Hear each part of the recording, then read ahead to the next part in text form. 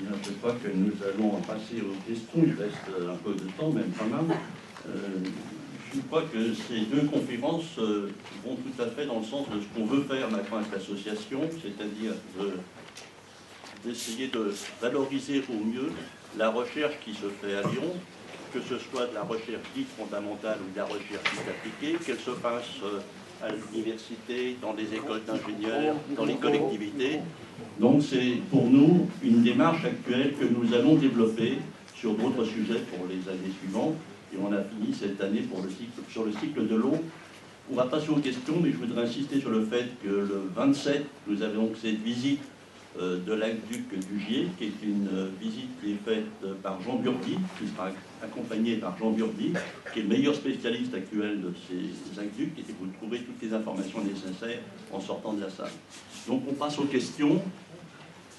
N'hésitez pas dans ces sujets. À Tokyo, dans de grands hôtels, on réduit de moitié la consommation en eau urbaine, en eau du robinet, l'eau qui arrive au compteur. Et on le fait de façon très simple. On fait deux circuits. Le premier circuit, c'est l'eau potable, et elle permet d'aller dans les toilettes d'hygiène, dans les toilettes où on se lave, où on prend la douche, où on se baigne. Toute cette eau est récoltée, va dans la cave, va dans les sous-sols, où elle est traitée.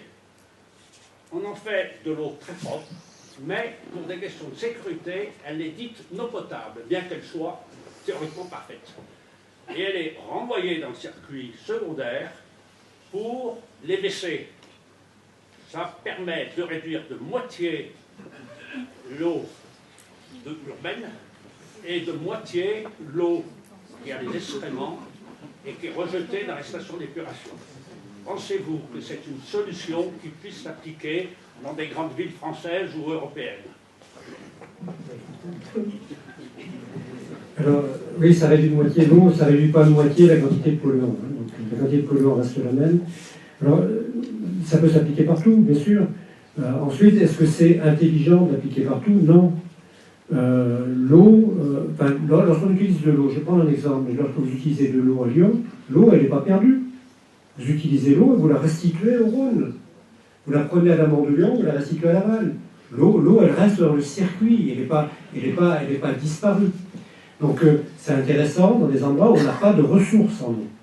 Si la ressource en eau est faible, on peut avoir intérêt, effectivement, à récupérer l'eau, à la retraiter localement, à la recycler, à en faire tout ce qu'on peut. C'est le cas dans tout un tas de pays. Hein. En Israël, par exemple, l'Israël est extrêmement fort dans cette capacité à récupérer, réutiliser l'eau avec une chaîne d'utilisation qui accepte de l'eau de qualité de plus en plus dégradée pour finir par l'irrigation. Si on est à Lyon, on n'a pas de ressources, ça ne présente strictement aucun intérêt. C'est-à-dire que sur le plan économique, ça va coûter extrêmement cher par rapport aux bénéfices. Et en termes environnementaux, ça ne présente aucun intérêt. Je crois que nous notre parti pris, c'est de réinfiltrer systématiquement les eaux de pluie. Et notre réserve en eau, c'est notre nappe, en fait. Donc, d'une certaine façon, ce recyclage, on le fait parce qu'on réinfiltre l'eau de pluie. Et on le fait à l'échelle de la métropole, à l'échelle de l'ensemble du territoire. Donc, l'échelle d'un immeuble, c'est une chose, l'échelle d'un territoire, c'en est une autre. Et ça nous permet, on l'espère en tout cas, ça nous permettra demain de conserver nos ressources en eau dans nos nappes phréatiques et de les conserver pour les générations futures. Donc, c'est là-dessus qu'on a misé, qu'on a parié, plus que sur de la réutilisation systématique à l'immeuble. C'est sur le collectif, finalement, qu'on parie plutôt que sur l'individuel. Et il faut, juste peut-être pour compléter la réponse, on compare souvent l'eau au pétrole. Hein. C'est complètement faux. Il n'y a aucun lien entre l'eau et le pétrole. Le pétrole, c'est une ressource qui s'est constituée à des échelles géologiques, qu'on est en train de consommer d'une façon très rapide. Et lorsqu'on n'aura plus de pétrole, on n'aura plus de pétrole. Il va falloir attendre quelques millions d'années, au mieux, pour que les ressources soient constituées. L'eau, ça répond parfaitement au principe du développement durable. C'est le principe de dire vivre sur l'intérêt sans toucher au capital. C'est-à-dire que ce qu'on utilise, c'est l'eau qui est recyclée en permanence par la machine atmosphérique. C'est l'eau qui retombe, qui repleut, etc. Donc le problème de l'économie en eau, c'est le problème de la protection des ressources. c'est le fait de ne pas polluer les sols, de ne pas polluer les nappes, et de faire en sorte que ces ressources restent utilisables.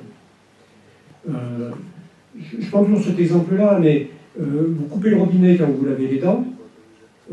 Déjà, c'est pas la vraie économie, hein, parce que l'eau est recyclée au milieu naturel, mais en tout cas, ça représente quelques centaines de litres à la fin de l'année.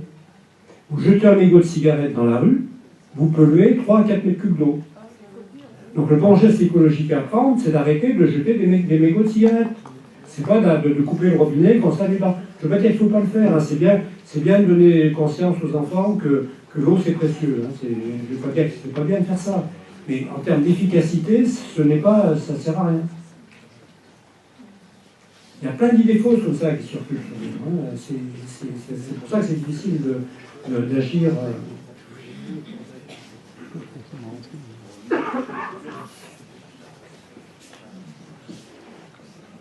Bonjour, Yannick Matillon, expert en eau à la SNCF. Ma question porte sur aujourd'hui le risque est de moins en moins admis par la société. Le risque admissible est de plus en plus faible. Vos solutions, comment elles se conjuguent avec le risque qui augmente dans le contexte du réchauffement climatique?